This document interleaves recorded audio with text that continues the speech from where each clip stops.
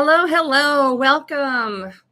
I am so glad that you're here. Happy Easter. Happy Resurrection Sunday, the day that we celebrate that our Lord rose from the grave. And he is the ultimate King of Kings and perfectly capable of saving you from a wretched life of sin, just to be frank. Thank you so much for joining. My apologies for being a couple minutes late. Today is also my brother's birthday. So we were having some death by chocolate cake as we do every year, and time got away from us. So anyhow, thank you very much for coming. I would love to hear who all's here. Please do say something in the chat. Hi, Dawn. Thank you always for being such a wonderful, faithful friend. I have another friend here who is hiding in the background over there, but she's not because we're partying and having too much fun today. So she's not going to leave. Anyhow, she's laughing. I'm very grateful you're here, like I said. This is the channel where we talk about how we want to use our influence, which is a natural expression of every person. We all have influence, whether we want to or not. And on this channel, we focus on making sure that we inspire others and empower them to greater themselves and have a more wonderful, healthy, well-rounded life just by being around us. So today, as the video said, we're going to be talking about how social isolation and loneliness cause actually even physical harm and other serious problems. Today is a funner day for many people where you get to hang out, go to Easter egg hunts, maybe yesterday, or go to a Good Friday service. And, it's a fun event-filled holiday weekend usually, but not for everyone. One of the things that I have been called to do and I have been focusing on is ministering to people who do not have a large social network. People who don't have somewhere to go for a holiday or for a Saturday night, mind you, whatever it is. I try to make a community. We're building one currently. And this is all under Doc Pratt Ministries, which I'm very excited to say is now officially a 501c3 nonprofit. And there's information on the website, which is Doc Pratt Ministries, so DOCPRATT Ministries.org. You can find out all sorts of information there. For example, how you can help support this particular ministry and this nonprofit. I'm going to actually read some from the poster that I had made, and Perplexity AI was kind enough to help me with because I do enough authorship. But the way that it is described is Doc Pratt Ministries, which is an educational 501c3 nonprofit, transforms lives by providing holistic, faith-based coaching and educational resources at no cost to those who need it the most. Rooted in the legacy of Doc Pratt, who is my dad, he was an internal medicine physician, and led by me, Doc Pratt Ministries is committed to equipping individuals and communities to thrive across all of the 6 dimensions of health and wellness.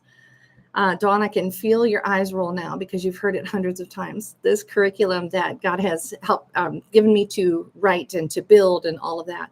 But we talk about health and wellness across emotions, mental, physical, vocational, social, and financial.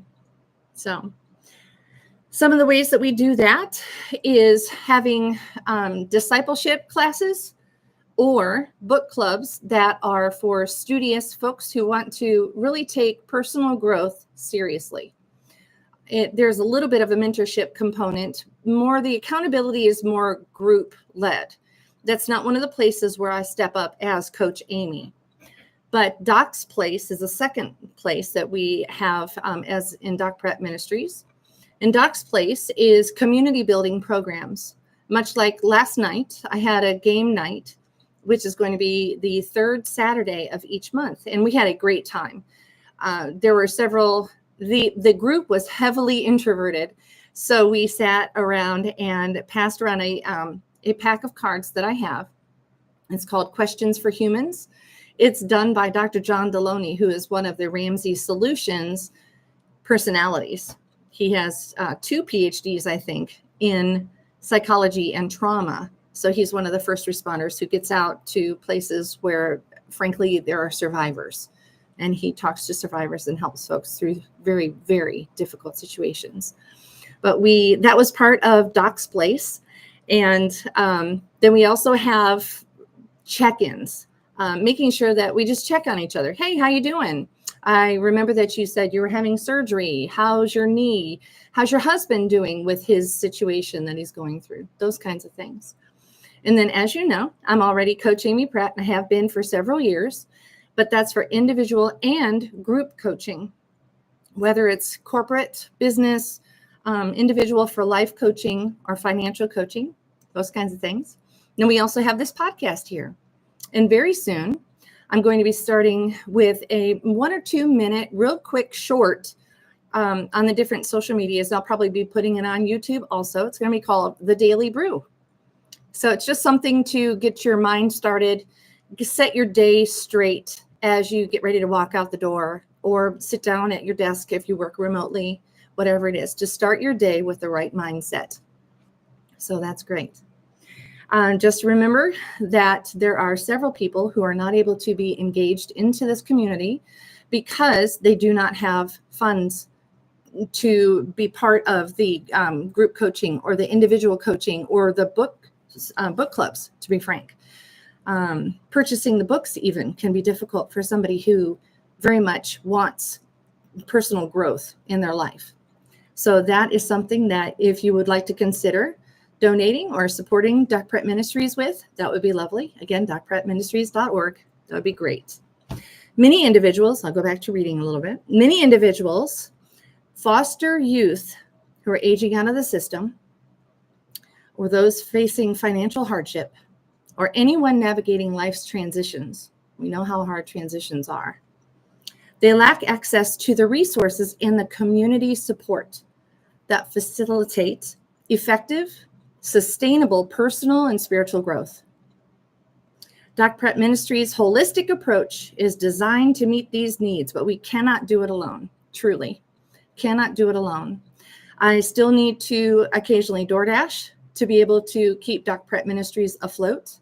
So anything that people are able to support, that's lovely. Thank you very much for letting me just go jabbering on. I should say one last thing. If you do decide to support financially, then first that will ensure that all the curriculum and coaching can remain free to those who need it, breaking down the barriers to personal growth. So that's good. Secondly, you could fund scholarships for personal coaching, or I wanted to have annual retreats, because people who do not have a family per se generally don't go on vacation. Why? Well, because they don't have anybody to go on vacation with. That just seems to be a barrier that most people do not cross over. So that would be helpful. If you ever wanted to support Doc Pratt Ministries in this way and specifically fund one of these, just make sure when you go to Doc Pratt Ministries on the website.org, just make a note there and it will definitely stay there. And all of the corporate paperwork that should be publicly available are indeed on the website at the bottom of the homepage. You'll see it there. But thirdly, to expand your generous support, if you so choose, would expand the reach of Doc Pratt Ministries.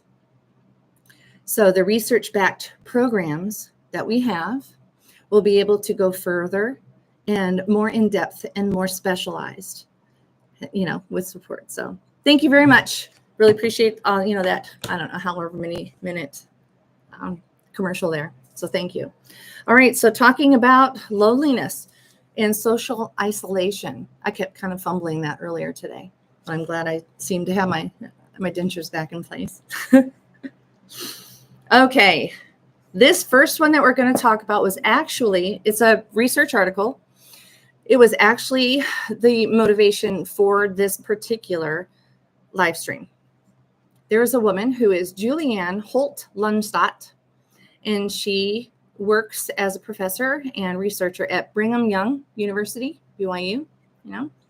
She studies a lot about loneliness and such.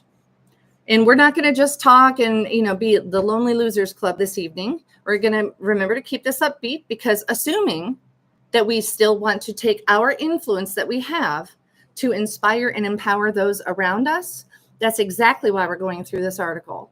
What is loneliness? What does it look like? How does it differ from social isolation? Because some people, most of us, with a certain amount of social isolation actually get rejuvenated. So they're not one and the same. But what is problematic loneliness look like? And what can we do to help? So that's why this is going to be an upbeat presentation today. So I need to read just a little bit here and there, but I will explain in between the reading. I will have the description box have the links for these different articles that I go through after a little bit. I didn't get the chance to put them in there yet because, like I said, my brother was here, my friend was here, and we were enjoying our death by chocolate cake and my brother's birthday. So, okay, the abstract for this particular study, let's speed through that. Actual and perceived social isolation. Now that's important to make that distinction. Actual social isolation and perceived, because you can be the loneliest person in the world surrounded by many people. But they are both associated with increased risk for early mortality. Yes, loneliness kills. And according to one of the articles that I have here, it kills comparatively, it kills as effectively as a pack of cigarettes smoking every day. That's how effective it is. So let's see what we can do. They did a meta-analysis over many studies that had been done before. And there were 380,000 participants throughout all the studies. So I would dare say that this is probably a pretty telling study. But the results remain consistent across gender, the length of follow-up. It was over a period of time, so it was a longitudinal study, and the world region. So it didn't matter where in the world. This is just common to humans. But infant health status influenced initial health status did influence the findings. So that makes sense. If somebody's coming into this study not well to begin with, or having a propensity toward high blood pressure or diabetes or something like that, that's going to affect their mortality. So that makes sense. But results also differed across participant age. That's important to think about. With social deficits being more predictive of death in samples with an average age younger than 65 years. Okay, let's talk about that again. Results also differed across participant age. So the social deficits were more predictive of death in people under 65. Okay, so those people are, and that seems to be counterintuitive. We'll have to keep going on that one. Okay, but overall, the influence of both objective and subjective social isolation, the risk on mortality is comparable with well-established risk factors for mortality. By the way, I have mint tea. What do you guys have to drink tonight? I hope you're enjoying something nice and warm. Maybe you'd like an iced tea, because it is, I think, 64 degrees today. But yeah, just gives. Okay, now let's get into the introduction part of this study, and then we'll breeze through it pretty quick. A number of lifestyle and environmental factors, so the things that you do on purpose, the choices that you make, the lifestyle that you have, and the environmental factors, the things that you choose to have in your environment, and the things that are in your environment that you have no control over. Those are all risk factors for early mortality, including smoking, a sedentary lifestyle, and air pollution. Being socially connected is not only influential for psychological and emotional well-being, but it also has a significant and positive influence on physical well-being. So I hope you caught that. there is a definite correlation, a definite relationship between emotional well-being and physical well-being. So you may remember that physical wellness and emotional wellness are two of the 6 dimensions of health and wellness. There's some smarts in there somewhere. So is there a need to distinguish between social isolation and loneliness in assessing mortality risk? That was the question that they were going to ask. So people lacking in human contact often feel lonely. However, social isolation and loneliness are not significantly correlated. So that is the psychologist's way of saying there's not really a relationship between the two. So a person, for example, I could enjoy greatly. I love what I'm studying, especially in my doctorate for social psychology, all of the things that make individuals unique and the way that the unique individual influences their social circles and the way that the social circles influence the unique individual. So I very much appreciate that. I love, love, love it. So I could be stuck in that for 2 days straight and not even realize that I forgot to turn off the do not disturb. And I have some backed up phone calls and backed up text messages that I really need to get to. So for me, occasional social isolation is wonderful, even though I'm probably one of the most extroverted people that you would ever meet.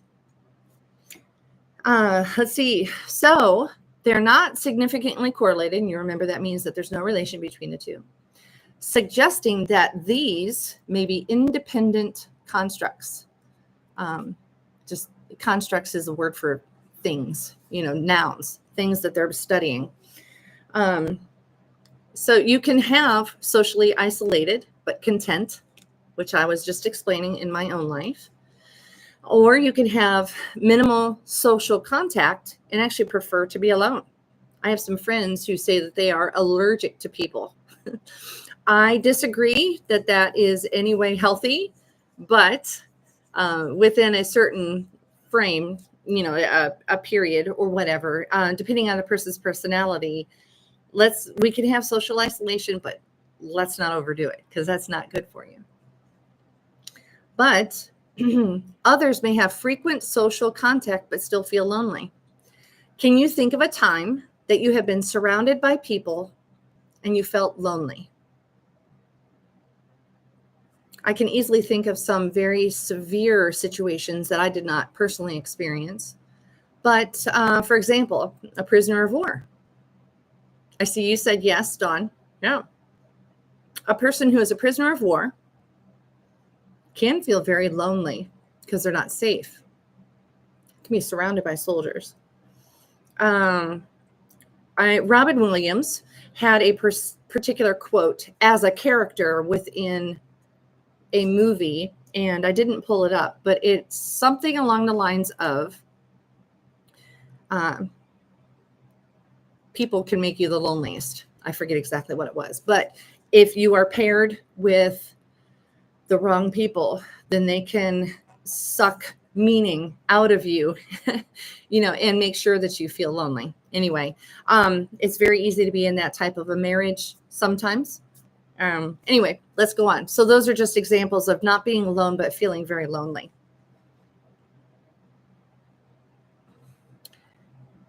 I'll just read. Because of the conceptual distinction between social isolation and loneliness, understanding their relative influence, both of them have influences, right, on mortality, that may provide insights into possible independent pathways by which each influences risk and in turn guides intervention efforts. So if a person is socially isolated, that's one direction that we would need to take for an intervention. And if a person is feeling lonely, then that's a different route that we would need to take for intervention. All right, let's speed ahead a little bit. They went through, they always need a social scientist. They need to list out all of the methods, how they found their information, why they looked in particular directions, what the participants who were involved looked like. And in this case, like I said, it was a longitudinal meta-analysis. So they need to describe all the different studies that they had pulled and where they had found them. So I'm not going to go through all of that information because that's not really on point for our topic today. Let's see. Scroll down, scroll down, scroll down. I miss paper. It's so much easier just to have tabs and such, you know? Let's see. All right, so the discussion, that's after they present the results from their studies. Oh, paper cuts. Yes, paper cuts are a problem, but boy, it is so much easier to find stuff. Anyhow, the discussion comes afterwards to try to describe what the impact is of the results, not just what the results are and the crunching of numbers or the telling of the stories if you're doing a qualitative study rather than a quantitative one, but we need to talk about, why does this matter? Who cares? You know, yeah, sure, you made some really pretty charts and tables and your grammar was perfect, but come on. So that's why we go to the discussion. And I should, a little side note here, if you're ever reading a scientific study of some sort, there are a couple things to think about. Try to find one that is peer reviewed. And that's very important because that means that the peers, the people who have been in that particular sphere of scientific influence, they've been doing that for a while and they have the respect of the community. Several of those people will read through articles and make sure that it matches standards, that their particular procedures that they went through, the assumptions that they made, the conclusions that they drew, all of those things are intact and reasonable. And so before it can be published in a scientific journal. So that's help. So peer reviewed. Secondly, if you're a layperson, like most of us are, and even as I'm going through the doctorate, I still kind of speed through this first, speed through the study in the way that I'm about to explain. But then if I'm going to use it as a resource, then I personally need to read through all of it to see if I agree with what they came up with. But for lay people, you start with the abstract at the top, which is, it does not try to motivate you into reading the rest of the article. And it is not a persuasive piece of writing. It's not a teaser either. What it does is give a concise, very quick summary of the entire study. So sometimes you'll think, oh, well, this isn't going the direction that I thought it was going to, so I don't need to read this. Or are you kidding me? That's amazing. If it catches you like that, then you go all the way down to the discussion portion of the paper and read that, see what that says. And if that draws you in, then it's time to start reading line by line. But remember those things. That's very important. Peer reviewed is very important because there's a lot of conspiracy theorists out there, a lot of false news out there, that kind of thing. So now let's get back to the article. Okay. Social isolation results in higher likelihood of mortality. Social isolation, being alone. And remember, they made that distinction apart from loneliness. So whether measured objectively or subjectively, do I feel alone or am I actually alone? Cumulative data from 70 independent prospective studies, 70 studies. Actually, not 300,000. I was wrong about that. 3.4 million participants. They were followed for an average of 7 years. And that revealed a significant effect of social isolation, loneliness, and living alone on odds of mortality. Okay, so what are we going to do about that? What are we going to do? And they did, by the way, take, for those who are nerdy, they did account for multiple covariates, things that could possibly affect the results. They tried to parse everything apart except for what they wanted to study as best as possible, or at least account for it. So this statistic is important to know. And one of the reasons why we have this channel here. The increased likelihood of death was 26% for reported loneliness. Think about that. Who do you know that's lonely? They have 26% more of a chance of dying earlier because they're lonely and no other reason. Okay, now here's another statistics. It's 29% for social isolation. So, a hermit, not a good thing. If you're spending too much time alone, not a good thing. That's even higher than the loneliness. And well, actually, there's the third one that is specifically living alone, and that is a 32% increased likelihood of death. That's not good. One of the things I was telling my friend earlier today is my identity has changed throughout the years, and everybody's does. Everybody's changes, your life ebbs and flows, all that wonderful stuff. But one of the things that I say about my identity now, like right up front, I'm a divorced empty nester. That's a big, big, big change from being a married homeschool mother of 3. Very different. Our household used to be just filled wall to wall with kids and, the 5 of us, and then also any friends that we were able to draw in. But now it's a very quiet life.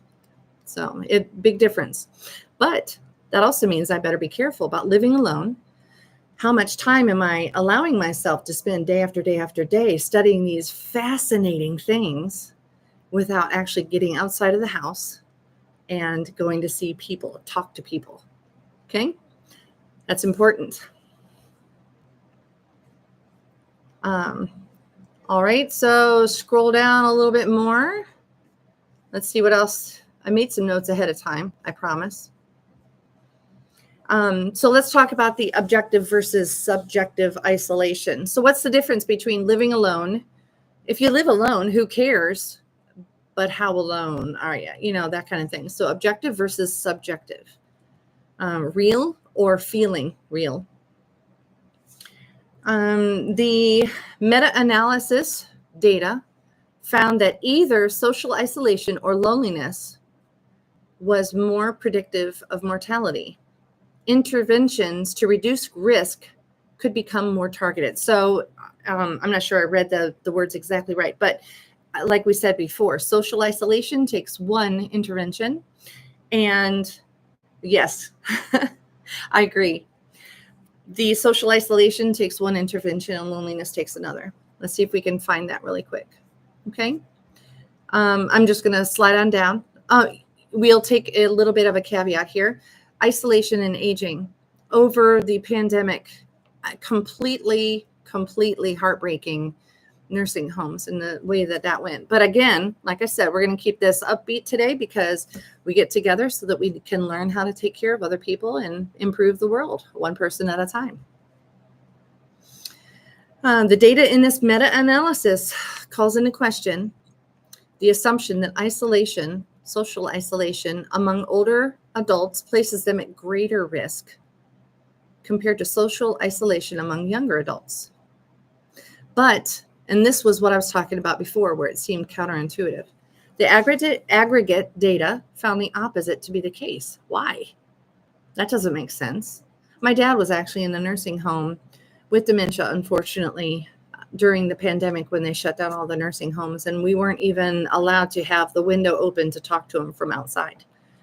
That was excruciating. That was not good. I hope that that kind of thing never happens again. But middle-aged adults were at greater risk of mortality when living alone or lonely than were older adults who experienced those same circumstances. Not sure why. That's an interesting thought. But the moderating effect of age, like that third component that has an effect on it, may seem counterintuitive. They're using my word.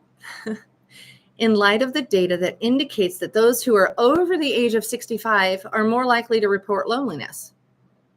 But there are at least 4 plausible explanations for why middle-aged adults may differ from older adults. First, it's possible that the individuals who do not die early may be a particularly resilient group. So that's why those over 65 are okay. They were more resilient. They made it through. That's the first idea. A second explanation involves changes in social networks. When an individual transitions from full-time work to retirement. So that would be a big, huge difference in social interaction, obviously. Decreases in socialization in occupational and public forums are culturally normative. Okay, so this explanation, or this possible explanation, is supported by one study examining loneliness after retirement that found an effect for mental health, but not for physical health. So they were looking for anxiety and depression and not for functional status or the number of like chronic conditions, like we said, high blood pressure, diabetes, those kinds of things. But the third reason for this possibly is that it is plausible that individuals who are lonely or alone before retirement may be more likely to engage in risky health behaviors or less likely to seek medical treatment early. Yeah, I think that would make sense. But after retirement, people may attend more assiduously, what a fun word, to their physical health. So there's no social bias against going to the doctor, a particular, whatever kind of doctor, every couple of weeks when you're older, because that's kind of socially acceptable, I guess. So a person who's middle-aged, they're thinking, I shouldn't be going to the doctor that frequently. I shouldn't need to. Does this mean I'm a hypochondriac? Instead of actually taking care of themselves the way that they should. So social norms sway it sometimes. All right, and then finally, this is the fourth idea. It is possible that the different results for after 65 and before 65, meaning middle age, they're confounded with marital status. So confounds are things that are, they're a monkey and a monkey wrench got thrown in kind of thing, okay? So marital status may have an effect on this also. Older adults are much more likely to be widows or widowers than middle-aged adults. Agreed. The meta-analysis cannot shed light on these four possible explanations because the first three involve variables that they didn't have information for, right? But I lost my place. All right, with the fourth explanation, the marital status, it was not coded in our analysis. Although many studies indicated that loneliness differs across marital status, and marital status is significantly associated with mortality, that would be an interesting live stream in the near future. Marital status, is it good for you to be married or not? But they did not include marital status as an indicator of social isolation because being unmarried does not necessarily mean that a person is socially isolated, living alone or lonely, right? Because you could have a sibling living with you or just a roommate, whatever. Let's see. There could be multiple qualitative differences in social networks, that kind of thing. Let's see if we can, sometimes after the discussion section, there is a conclusion or for further study section, something like that. In this one, there is a conclusion section that puts a little more oomph into it. So I sped ahead through that part, or to that part. The risk associated with social isolation and loneliness is comparable with well-established risks for mortality, including those identified by the U.S. Department of Health and Human Services, which are, and this is a quick list, physical activity, obesity, substance abuse, responsible sexual behavior, mental health, injury and violence, environmental quality, immunization, and access to health care. So thinking about loneliness is as important as thinking about those particular parts of health and wellness. Very important. In the mounting evidence that social isolation and loneliness are increasing in society, it seems prudent to add social isolation and loneliness to the list of public health concerns. The professional literature and public health initiatives can accord social isolation and loneliness greater recognition. I am very grateful that I have been thrust into Doc Prep Ministries to do what I possibly can. Of course, I'm not going to have, worldwide effect. I'm not even going to have county-wide effect, but I'll have effect in some of those people that I can come across, and I can make a change in their life so that their social isolation and their loneliness is not so detrimental. Pulling people up every time we can to inspire and empower. That's what we do here.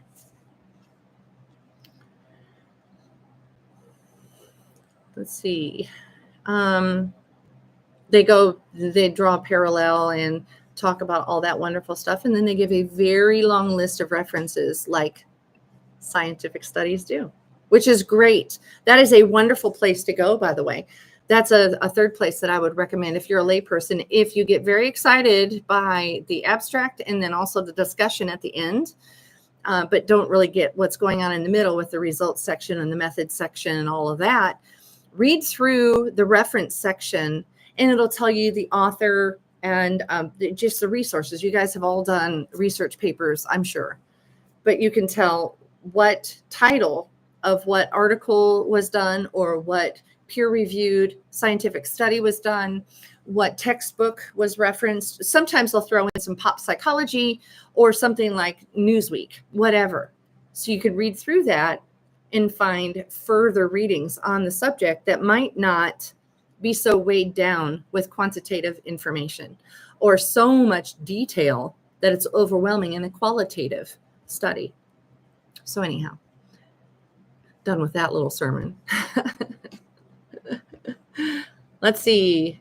Like I said, we were eating cake, so give me a second. Pull up the next thing. I have ended up with, I don't know how many articles that I've gathered while I'm doing this doctorate, but man, I'm having so much fun. Now I have to actually add, today I was very excited when I came home from church because my package had arrived. It is a sleeve for an external hard drive that I was able to attach to the backside of my MacBook. And now I can, it's an external hard drive that is glued to the back. And I don't have to worry about my poor MacBook Pro getting all overwhelmed and tired. I was starting to see that little color circle constantly going and taking forever to get things done. So anyway, I was very excited. But lots and lots and lots of articles in there. And it's just fantastic being able to learn more about individuals and the social circles, the influence going both ways. So, okay, this one is more of a layman's article. We'll be able to speed through it a little bit faster because it's basically reinforcing what we had already said. This one is actually an article. It's not a research study or anything like that, but it is published by the American Psychological Association.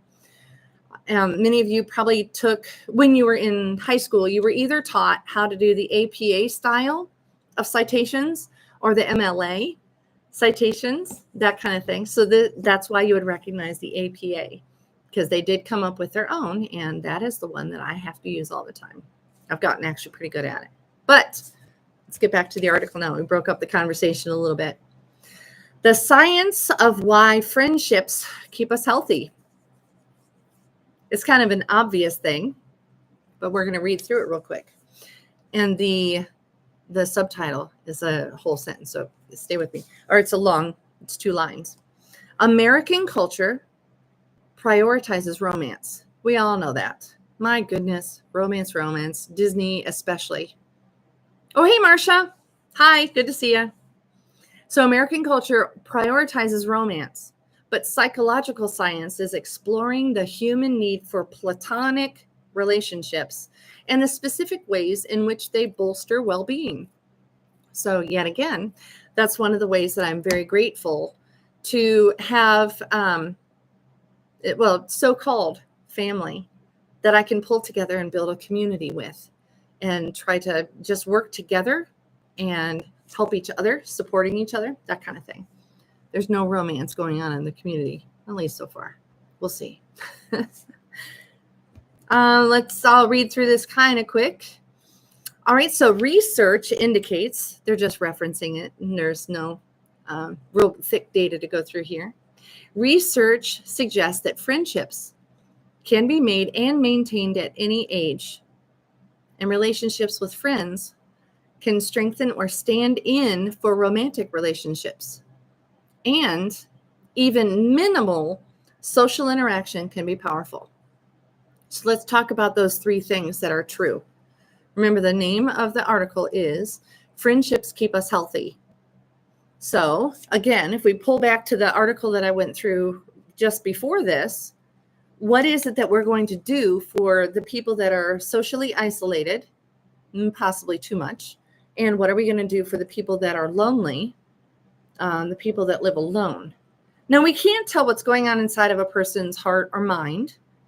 We can only take a guess, right? And do our best to meet the needs of people around us. So this is what remember, that's in that context that we're talking today. So friendships can be made and maintained at any age. Like I said earlier, life ebbs and flows, waxes and wanes. I can tell you, boy, relationships that have come and gone and didn't come back again. As you guys know, I'm a divorced empty nester. So the relationships, boy, change constantly. So it's a big difference how things just work. But friendships can be made at any age. Friendships can be maintained at any age. That was the first thing. So who is it that you can possibly, what relationship should you be nurturing, especially if it's going to have a positive effect on someone who might not have enough social circle around them, right? Who can you think of someone that you should take care of that relationship better? Because again, if you're here watching this video and engaging in this live stream, then you know you have influence and you are trying your best to turn that influence into inspiration and empowerment for others. So what are you going to do? All right, then the second thing that they said, that relationships with friends can strengthen or stand in for romantic relationships. So it can strengthen romantic relationships. So it's good to have a bestie that's going to encourage you in your marriage. And it can stand in for the romantic relationships. So I'm very grateful that I have some extremely wonderful friends around me. The Tuesday night group, there's a shout out for you. It's just amazing, these people that come on Tuesday nights. I so appreciate it. We all have each other's back. And I'm trying to remember, I know one of us is married. Most of us are not. Well, three people are married. Yeah. But yeah, most of us are not. So it's a little bit of a substitution. But as this article is saying, it stands in for a romantic relationship. That's okay. It's not lesser than. So, all right, then the third thing, let's see what we can learn about that. Even minimal social interactions can be powerful. So if you are stuck at home 24/7 because you're a caregiver of some sort and you can't get out, if you are able to have a conversation with a mailman, that's a good one. If you are able to have some kind of a video chat with somebody you haven't talked to in a long time, great. Even if it's just a texting conversation, great. Social interactions can be powerful even if they're minimal. Just don't starve yourself or allow anyone else within your sphere of influence to be starved of social interaction. You can tolerate talking to somebody who drives you crazy, but you know they're lonely for a minute or 3 minutes. I'm positive you can. So let's work on that. All right, now we'll go ahead and pass on. It's the same article, but it goes down to say how friendship changes the body and the brain. This I thought was really super cool. Yeah, social, well, it goes pretty deep because I went into several articles about this conversation But let's just read through the article, make sure I don't try to pull in something from another article that I was reading that was fascinating. But okay, so people with no friends or poor quality friends are twice as likely to die prematurely. So here's more substance that's added to the previous study that we read, right? So people with no friends or poor quality friends are twice as likely to die prematurely. That's frightening. So according to Holt-Lunstad's meta-analysis, so actually they are referencing the study that we had just gone over. And this is where it says that it's a risk factor, people with no friends or poor quality friendships, that is a risk factor even greater than the effects of smoking 20 cigarettes per day. That's horrible. Let's see what we can do about bettering the world, okay? Yeah, right? Friendships protect us in part by changing the way we respond to stress. And that's pretty cool. So if you're surrounded by people that you feel like have your back and it's good relationships, we had conversation yesterday, several conversations. And again, it was a heavily introverted group. And while we were playing the questions for humans, one of them was something like, what can you add to your day that is the most meaningful thing? And I think it was 3 people in our small circle that was doing this particular thing. And, 3 people said having an edifying conversation with another person. And we were starting to talk about, okay, well, what does edifying mean? And it basically ended up meaning not just building each other up, but also that component of feeling like you're fully accepted. You're allowed to be you. I want you to be as you of a you as you can possibly be. That is wonderful. So if you were in that kind of a situation with friendships, social interactions, social relationships of whatever kind, then that's great. And this is how it helps how we respond to stress. So blood pressure reactivity is lower. So the reaction of your blood pressure to stress is not so, it doesn't react as much. That's what that means. When people talk to a supportive friend rather than a friend whom they feel ambivalent about. So it's not just throwing words at a person. It's talking to a supportive friend. Now, again, it's our responsibility here in this channel, this podcast, for us to inspire and empower. Think about a person that you can be a supportive friend for rather than an ambivalent recipient of words. Who can you help make sure that their blood pressure, their anxiety level, their depression, all of those terrible things that happen from loneliness and social isolation, possibly from living alone, what can you do for those people? You can be an actively supportive person.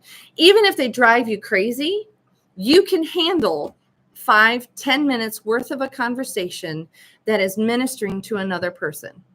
You can do it. I know you can. Okay, so then participants in these studies that Holt-Lunstad had done, and again, they're referencing this, participants who have had a friend by their side while completing a tough task have less heart rate reactivity than those working alone. The kind of work that I do day in, day out is not something that somebody can sit down and help me with. It's not like we're doing the dishes. Okay, I'll wash, you dry. Or, then the third person rinse, whatever. It's not like that. I have to focus hard for many hours all day. But it says, now let's listen in that context again. Participants who have a friend by their side while completing a tough task. So if I'm sitting there with a person I know I like, and I know that they're supportive and I'm allowed to be me, and they're sitting there, they're doing their thing, and I'm doing my thing, then it's going to cause my physical body to not react so much to stress. That's powerful. It's a simple thing that we can do. In this is another thing. In one study of a long list of studies that they show, it says that people even judged a hill to be less steep when they were accompanied by a friend. I just love that, because it's the same thing as carry one another's burdens, right? Galatians 6:2. That's an important biblical truth. To walk alongside other people. I've had, in one of the most devastating nights of my life, one of them, I was so distraught, so numb, so almost disconnected that all I could do was just sit. And one of my very good friends came, and she was kind enough to say the words that I couldn't even articulate, not even within myself. I couldn't come up with them. I couldn't examine myself to understand what I was feeling, to say them. So that was a wonderful way that she was ministering to me in one of my most heartbreaking nights. And I so appreciated that. I learned a lot from that particular situation. My brother, whose birthday it was today, he actually sat there and kept my my glass filled with the mudslide that he had made. So he kept that filled and cold, and she was saying the words to help me process what I was physically feeling from the emotional damage that was done so traumatically that night. So that was a wonderful example of how I can move forward and inspire and empower others. So I thought that was good. I wonder if there's some way that you'd be able to do that sometime in the very near future. They go on to talk about the risks of social isolation, but we already talked about that. And then they talk about lovers versus friends, but we don't really need to go into that. So supporting healthy friendships. Let's go through this portion just really quick. Given the clear benefits of friendship, psychologists say that we should promote platonic social connection across society, including at school, at work, and in public spaces, such as on public transportation and through entertainment. So what are we going to do? We're going to go ahead and just break into a conversation with somebody while we're waiting, I don't know, at the auto parts store, and we need some more oil, or we need a new battery, whatever. Talk about something, anything, whatever. Have even those minimal social interactions, which are powerful. Okay. After having to reduce social contact during the pandemic, we've realized how it impacts basically every sector of society, said Holt-Lunstad. They're quoting her directly. That suggests that each of these sectors can potentially play a role in solutions. Okay, well, we've been talking about the problem and saying, what's a solution? What's a solution for this almost an hour now? She just said it. Let's go back just really quick. Given the clear benefits of friendships, psychologists say that we should promote platonic social connection across society. Wherever you come across people, like I said, the mailman, in the auto parts store, at Walmart, wherever it is, say hi, talk to people. Show them that you're supportive, even if you don't even know them at all. Say something supportive. Okay. Researchers still have a lot to learn about how and why social connection supports health and well-being. The National Institutes of Health and other organizations are distributing funding for studies on dyadic processes. That means di is two, so between two people, the processes that's in between them, the social interactions or the other types of interactions, including exciting new efforts to collect fMRI, so functional MRI data on friends while they communicate. Wouldn't that be cool to see what happens inside the brain? But this is another direct quote from Yeah. It's what we know is that if we don't interact regularly, things go really bad remarkably fast. But what is the magic in these interactions that's keeping us healthy and sane? Wheatley asked. Would have to look back up to see who Wheatley is. But more and more researchers are saying that this huge part of human behavior we know very little about. Let's change that. So that's one of the reasons why I am studying social psychology. I want to know more about the uniqueness of every individual. I want to know more about how that unique individual can impact the people around them and how they will decide to be influenced or not by the people around them. I want to know more about that. I want to know more about how I can help others, how I can pull them up, how I can be supportive and interactive, even when I feel like staying at home in my pajamas, my bunny slippers, which I wish I had. I don't have any bunny slippers, but that would be fun, especially talking about that here on Easter.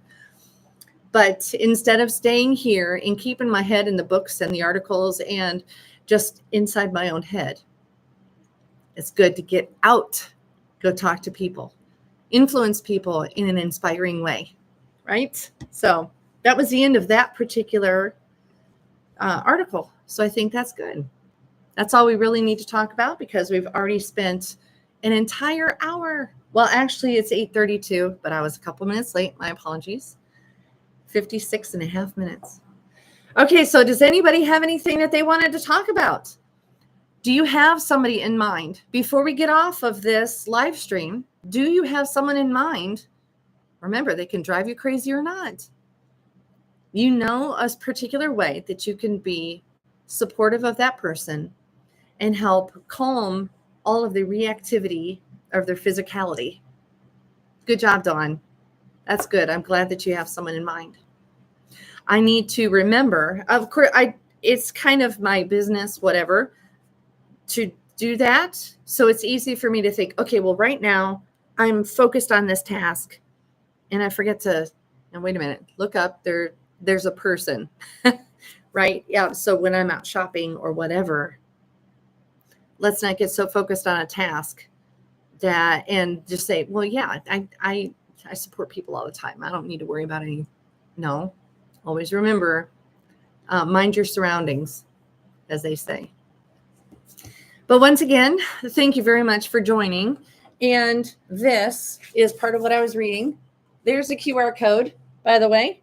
If you wanted to go and see the website, you can just use your camera to point at that and go to docprepministries.org. See if there's anything there's several. I'm not just talking about money right now. Don't shut down on me. But if you go there and you tell me something that a social psychology type question, a life coaching type question, even a financial coaching type question, you may remember that's the 6th of the 6 dimensions of health and wellness. Any of those ideas, please share with me. If there's another thing that you would like for us to talk about on this channel, if there's constructive criticism, please do share that also. If you know of somebody who would do well to have any life coaching services or whatever, please reach out, docprepministries.org. And there's a contact tab that you can go to, and it would send me an email. So that would be just lovely. Anyhow, thank you very much. Know that you are an incredible, incredible child of God. You have been made, and excuse the cheesy phrase, but you have truly been made on purpose, for a purpose. You matter, and we all love you here on this channel, and I appreciate you all joining. So have a wonderful week. I will see you guys next week.